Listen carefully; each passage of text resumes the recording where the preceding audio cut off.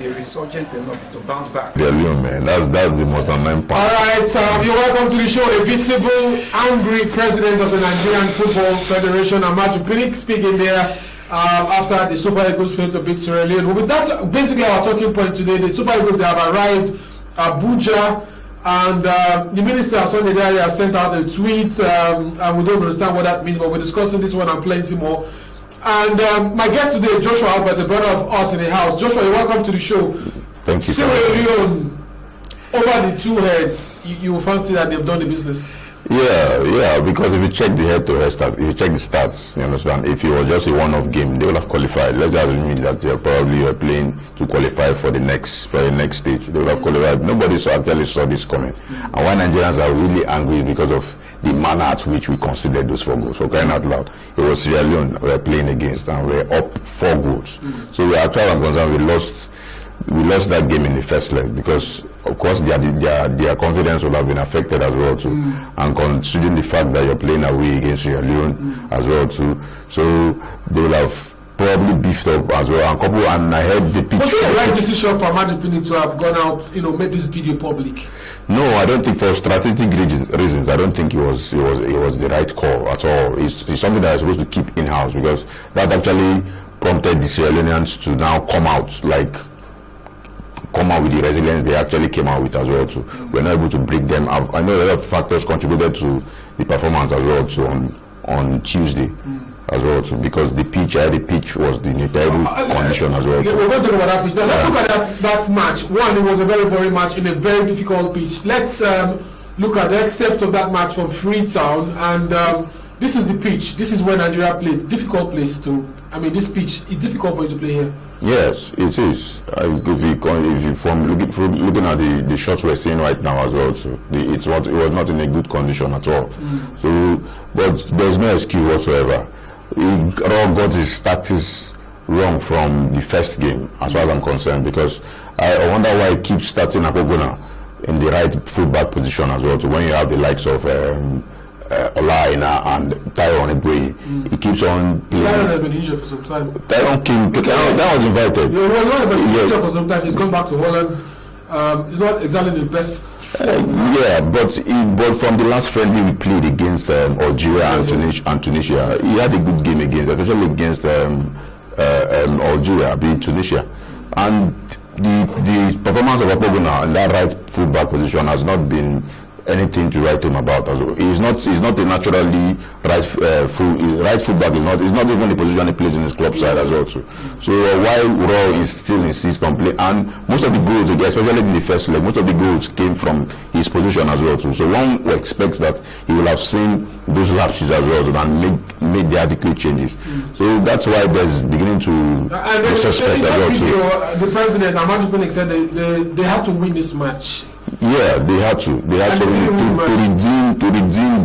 their battered image as well, to get some respect from Nigerians. They needed to win this game by all means. But thank God they didn't lose, and the other game as well, between Benin Republic and Lesotho ended in a barren draw as well. So they're still topping the group. But it's not a good one at all for the Super Eagles. They need to put their acts together and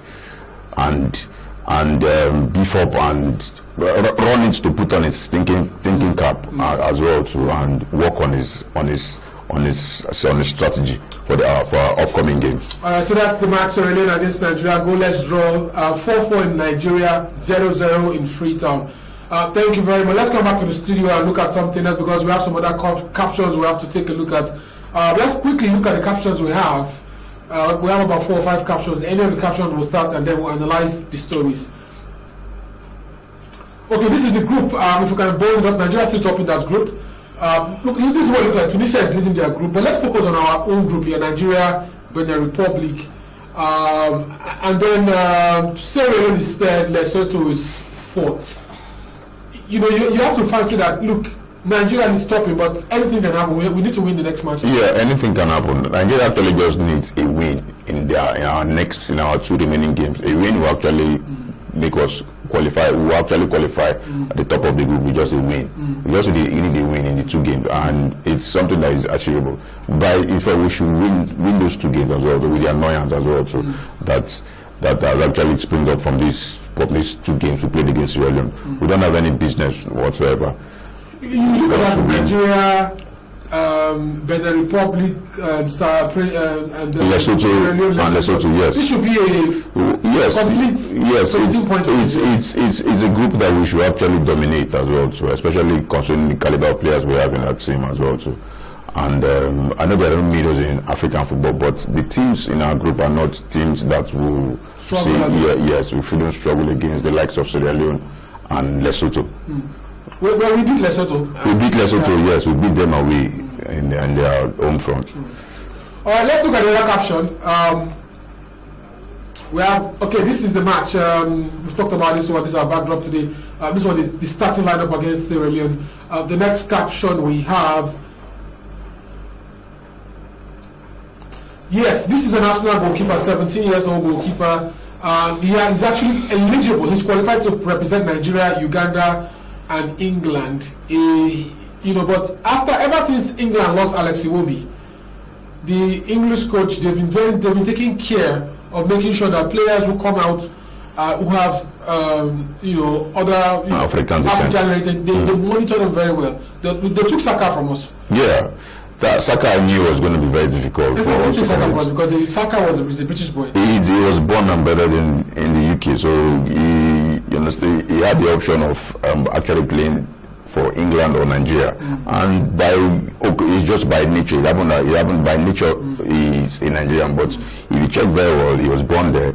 He's a British citizen, so he's eligible to actually play for England because he groomed him, they trained him to he got to the level he is right now. But do you think this guy has a chance of breaking? He's just 17-1, so he's very young. He's still very young. But you look at Nigeria, look at England. It depends on whether England actually wants him. If England wants him, if they are really in need of goalkeepers, if they are not spoiled for choices in that department, if they need him, they will get him. All right, let's look at the next caption we have, if we have any. Yes, this is the German national team coach Joachim Löw is under pressure. They got battered yesterday 6-0 by Spain in the UEFA Nations League. Yeah, nobody in the world actually saw that one coming. Not to lose a German team, to lose to 6-0. Lose to Spain 6-0. Nobody actually. It's a shocking result. One of the most shocking results in recent times. Nobody in the world actually saw that one coming. Not even if the German team will lose to Spain, not to the level of six goals to nil. All right, let's take a look at that match, Germany and Spain, and we'll come back if we have any other story trending. Germany and Spain 6-0 UEFA Nations League. Do they have the performance advantage of what you've seen so far? So, on that basis, who has the advantage? This time around. Spain. A 6-minute equaliser when these two met in Stuttgart in the opening game. Timo Werner once again alongside Zane and Gnabry with Werner. Well, the prize is Alvaro Morata on target, just not really setting it through for Gnabry, who was halted by Morata. Trying to flick it through towards, could still fall for Spain though. That's a challenge to ensure that is a free kick and not a penalty. Doesn't go up correctly, so how could he have taken this ball down onto his left foot? Who's tiptoed away from the offside flag. He was trying to tee up Sané duty. Was it that stretch maybe that did the damage? Nearly for Gnabry. And for Sané, Rodri just Kroos couldn't quite reel it in to take you with him. Provide width down the left-hand side, so Werner can drift in field. He's a good, solid defender. Perhaps Morata did really well to end for him, but he's recreated it, if you like. Point with authority, and he certainly did that. Corner is over to heading the ball inside the 6-yard box, unopposed. He's got Pau Torres and Sergio Ramos, but powerful header, beautifully directed header.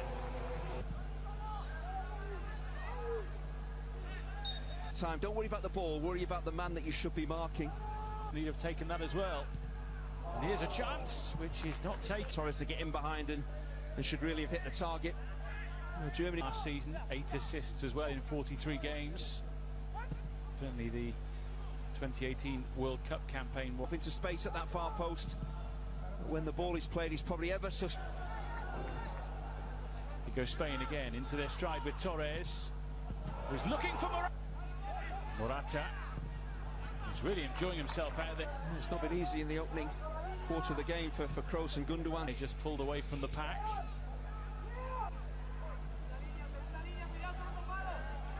Presses on, they win the ball back. I think Torres does everything right. Now Torres could be in here.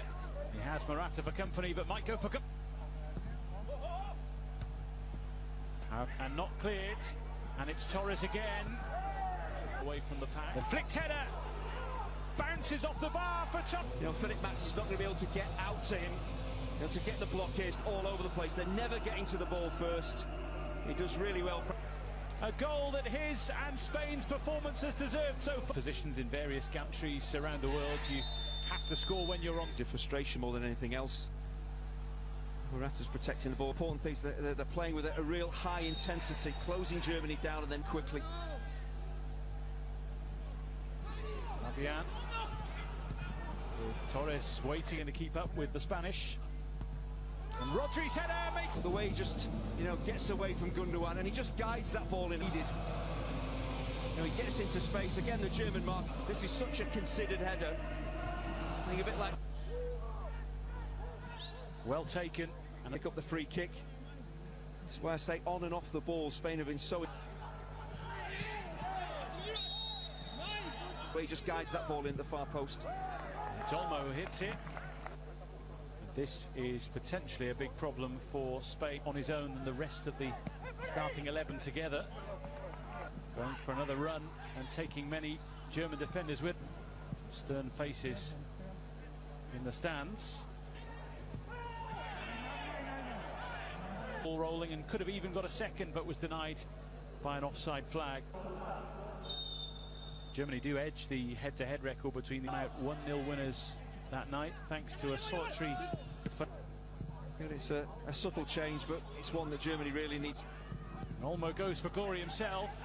Koke looks to pick. You understand why he's taken on the opportunity, but if he sat off in their own half in the first half and was completely outplayed over. He has options and probably picked the wrong one. The pressure they put on the man in possession. At times you are going to win the ball back, at times you're going to closed off the options to his right. Had to go left. Olmo was in acres of space, but you can see there Sane at the top of the picture. Just that energy though amongst those in white shirts in this second half. He has players with him and decides to use them, and it should be 4 and it is. Morata has so much time. Now he's never going to miss from there. 3 against 1, and it's really unselfish from Guy. It's special from the Spanish in Seville. Look like they've already secured their victory. Yeah, in the first half, Germany tried to contest around. So they're short-staffed from this free kick. Rodri's onto it. Well, sometimes in who will take note of any big result like this. Koke.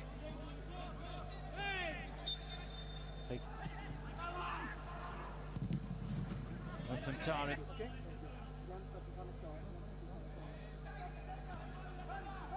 Really from that. Koke picks it up. Ferran Torres eyeing up. He's there momentarily for Olmo.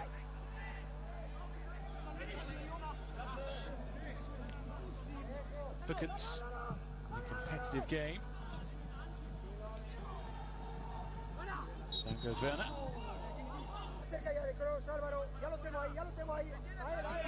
Work distribution is normally impeccable, but even he is making mistakes. Really good play from Morata, just keeping hold of that ball. And foul by Tar, they've only kept 10. He lays that ball back, but then he gets into a goal-scoring position, and there's maybe just too much on. Weighing up his options. Fabian Ruiz, look at the space for Torres here. Who wants that? He composes himself, he knows what he wants to do, and it's really just a whip pass into the bottom corner.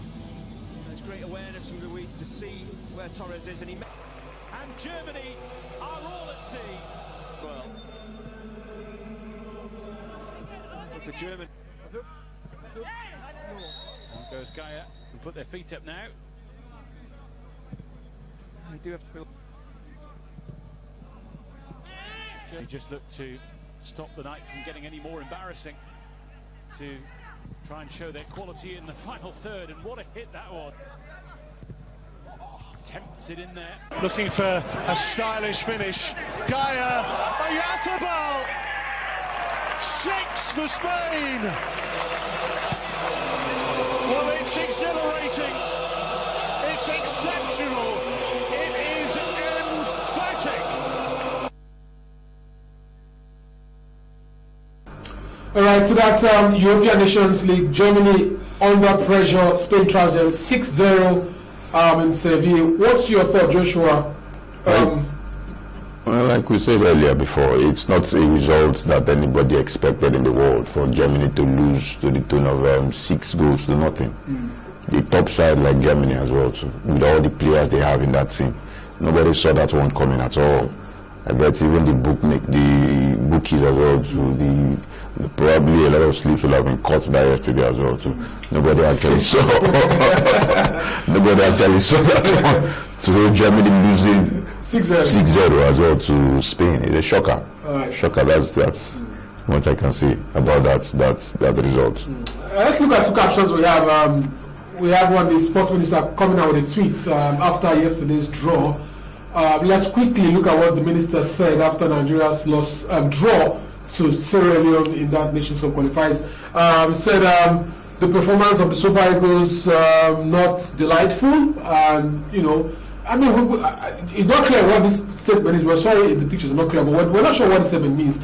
Is it that Genetro is going to be sacked? Is it that Genetro should apologize to Nigerians? I don't know. What's Sunday Diary saying here? Nobody will be comfortable. Nobody will be happy with the outcome of the results from the 2 legged games that we played against Sierra Leone, because everybody expected us to at least win our home game and worst case scenario get a draw that like we did in Sierra Leone. It was the manner at which we lost.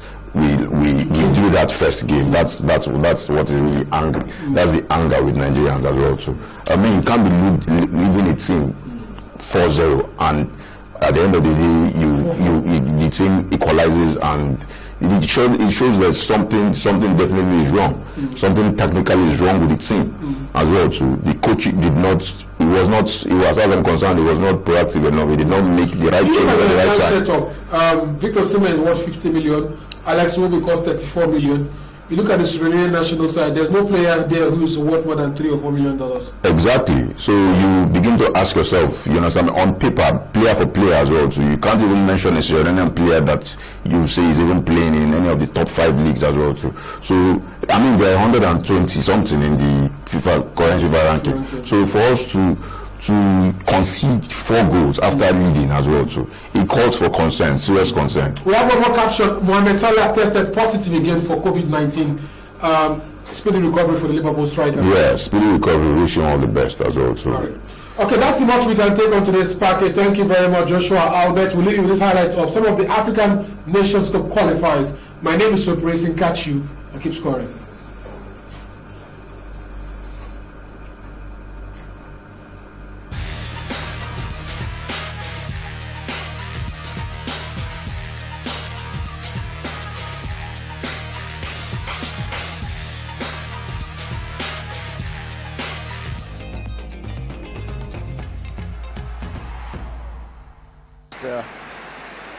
Looking to get the right results as he was coaching and where he played previously before he retired. Inside, they've got a break, they've got a good opportunity. Can they get the shot in? Oh, that's very close. And that was nearly an own goal. But it's a good ball to Ziyech. Oh, he's threaded the ball.